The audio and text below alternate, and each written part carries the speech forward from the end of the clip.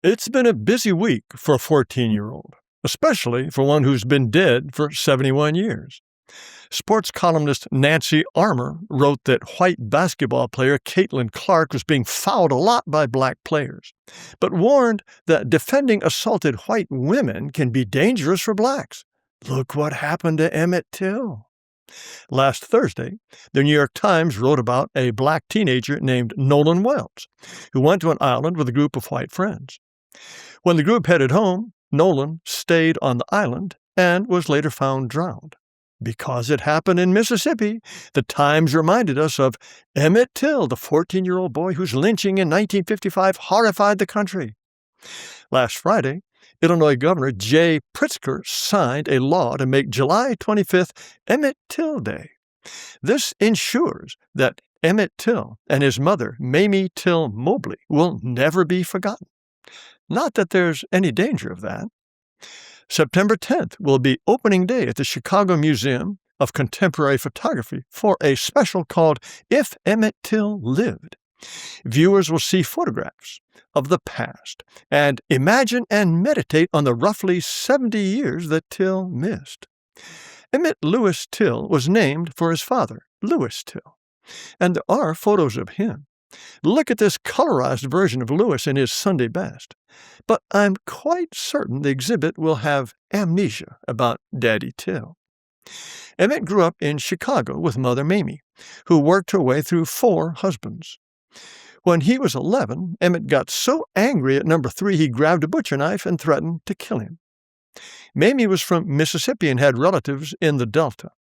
Emmett always wanted to visit them, but Mamie refused. She said he'd get in trouble because he didn't know how to act around Southern whites. She finally relented, but told him to speak to whites only when spoken to, say sir and ma'am, and never make eye contact with a white woman. She testified in court that she told them that if a white person ever told him to get on his knees and ask forgiveness for something, he better do it immediately. On the 3rd day of his visit, he and 2 young cousins went to Bryant's Grocery and Meat Market in Money, Mississippi, where many blacks shopped.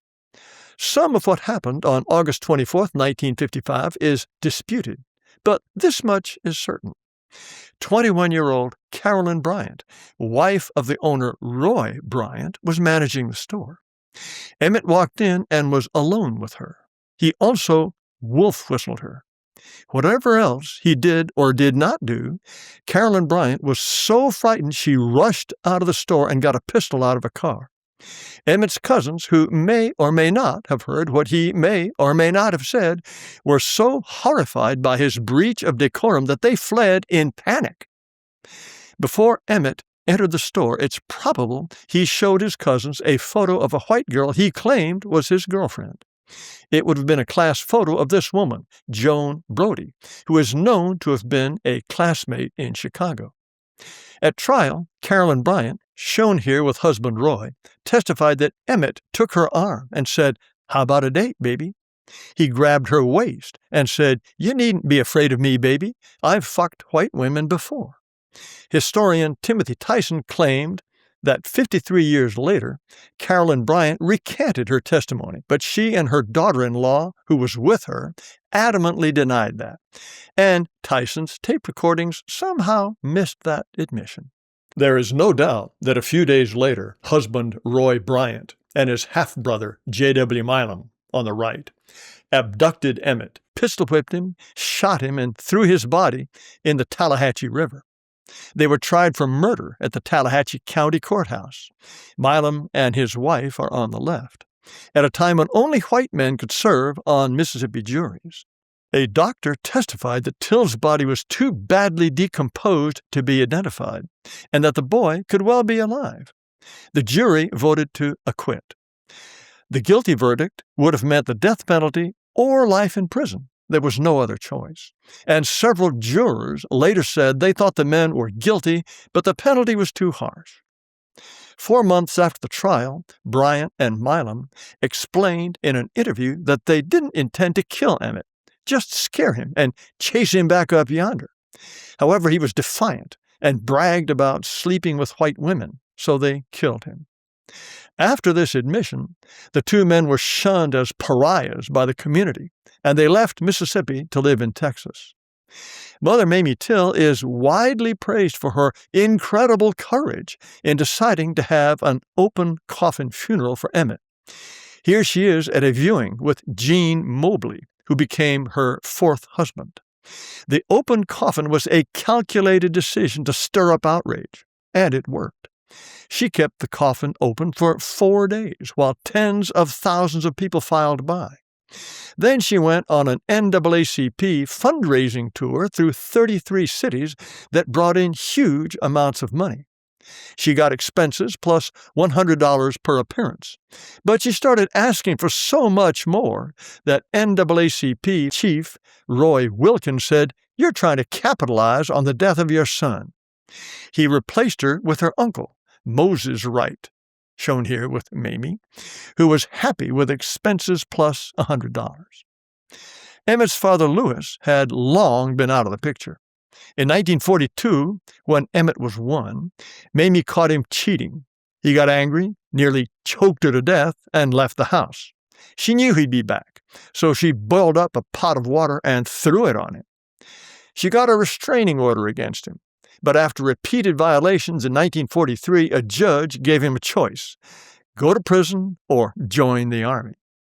He was stationed in wartime Italy. On a night off with a black buddy, he raped 2 heavily pregnant Italian women and shot to death a third woman, Anna Zanchi. He is buried under marker 73 in Oise-Aisne, American Cemetery in France, in Plot E, reserved for 94 executed soldiers and closed to the public. As for Emmett, after the NAACP fundraising campaign, he fell into obscurity until the 2000s. Beginning in 2006, 9 historical markers went up in Mississippi, including one where half-brother J.W. Milam's house used to be. I'm sure a lot of people want to see that. And the spot where Emmett's body was fished out of the river. The original of that one was vandalized, so this version, which went up in 2019, is 500 pounds of steel, cost more than $10,000, and is guaranteed to withstand rifle fire. The Tallahatchie County Courthouse was carefully restored in 2015 to its notorious 1955 appearance and is now a civil rights memorial on the National Register of Historic Places. Not far is the Emmett Till Historic Intrepid Center, with a mock-up of Bryant's Grocery, paid for with government money. Admirers would love to make a shrine out of the grocery, but the owners won't sell and have let it fall down. But it does have a historical marker. Everything Till-related is a holy relic. In 2009, his original casket went to the Smithsonian. It's meticulously restored and now on display in the Black History Museum on the Mall in D.C. As Google explains, photography and video recording are strictly prohibited inside the Emmett Till Memorial space to preserve the dignity of the sacred artifact and privacy of visitors. In 2025, the murder weapon, a 1911 Government Model 45, went on permanent display in the Mississippi Civil Rights Museum. Lewis Till used the same Model 45 to kill Anna Zanchi, but I don't think it's on display anywhere. In 2023, President Joe Biden established a national monument to honor Emmett Till and his mom, including the statue of Emmett in Greenwood, Mississippi. The National Park Service also looks after Roberts Temple Church, where Emmett's funeral was held. 3 years earlier, the National Trust for Historic Preservation named the church one of America's most endangered historic places and granted $750,000 as a first step to restore its authentic 1955 appearance inside and out. In Pueblo, Colorado, of all places, there's a statue of Martin Luther King with his hand on Emmett Till's shoulder. In 2023, a statue of Mamie Till was unveiled in front of Argo High School in Summit, Illinois, where she was a student. There have been no fewer than 8 feature-length movies about Emmett Till, including one that's called, believe it or not, The Untold Story of Emmett Lewis Till. In 2006, the school Emmett attended in Chicago was renamed the Emmett Lewis Till Math and Science Academy. In 2025, 5% of students were proficient in math and 10% in reading. The house where Emmett and Mamie lived was designated a Chicago landmark in 2021, and the next year it got a National Trust for Historic Preservation award. Emmett Till Memorial Highway was dedicated in 2006, 32 miles of US 49 that runs through sacred ground in Mississippi trodden by Emmett and Mamie. I know this is getting tedious, but one last item. In 2023, President Joe Biden signed legislation to award Emmett and Mamie the Congressional Gold Medal posthumously. The design is not yet certain, but when the medal is struck, it will go on display in the Black History Museum in D.C. The gold medal is the highest civilian honor Congress can grant, and the first recipient was George Washington. What explains this idolatry? There's an obvious payoff for blacks. They love to tell us we're bad, bad, bad, and we can never do enough for them. Pay up, honky. But isn't it pathetic to nourish hatred by making a hero out of a boy who accomplished nothing in life but be killed? Aren't any blacks revolted by this? But it's white people who are the real mental cases. The Till business was not the white man at its finest. But was it a colossal horror that condemns us all? Hardly. No past horror, no matter how colossal, implicates any of us.